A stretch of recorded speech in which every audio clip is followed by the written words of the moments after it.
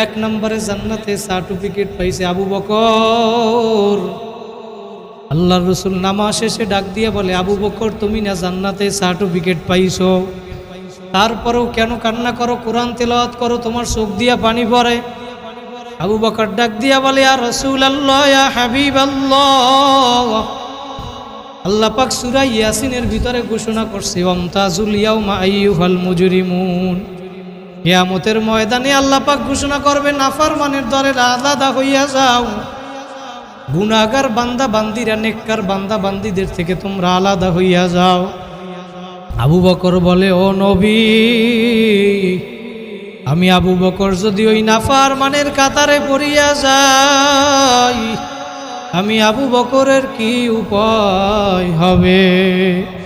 আবু বকর সিদ্দিক এক নম্বরে জান্নাতে সার্টিফিকেট পাওয়ার পরেও যদি নেকের পাগল হইতে পারে, নামাজের পাগল হইতে পারে, আমাদেরকেও নেক কাজ নামাজ পড়া লাগবে নাকি লাগবে না? আল্লাহ পাক কোরআনের ভিতরে সূরা বাকারার 1 নম্বর পৃষ্ঠায় 3 নম্বর আয়াতের ভিতরে জানায় দেয়, আল্লাযীনা ইউমিনুনা বিল গায়বি ওয়া ইউকিমুনাস সালাতা ওয়া মিম্মা রাযাকনাহুম ইউনফিকুন।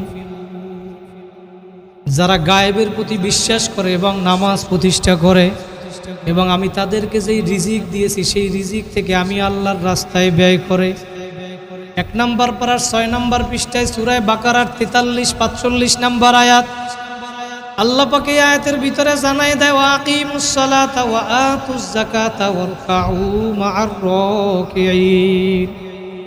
বান্দা বান্দিরা নামাজ আদায় করো, নামাজ প্রতিষ্ঠা করো, যাকাত আদায় করো, এবং আমার সামনে যারা রুকু করে তাদের সাথে মিলে রুকুর করার মাধ্যমে আমি মাওলার অনুগত্য স্বীকার করো। সুবহানাল্লাহ। নামাজ পড়ার জন্য বলছে কে?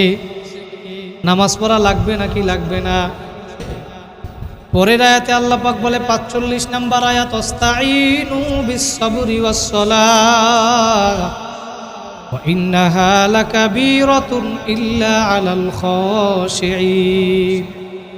ওয়াস্তাঈনু বিস-সাবরি ওয়াস-সালাহ, তোমরা আমি মাওলার কাছে সাহায্য চাও। কেমনে সাহায্য চাইবা? আল্লাহ পাক নিজেই শিখিয়ে দেয়, বিস-সাবরি ওয়াস-সালাহ, ধৈর্য এবং নামাজের মাধ্যমে আমি আল্লাহর কাছে সাহায্য চাও।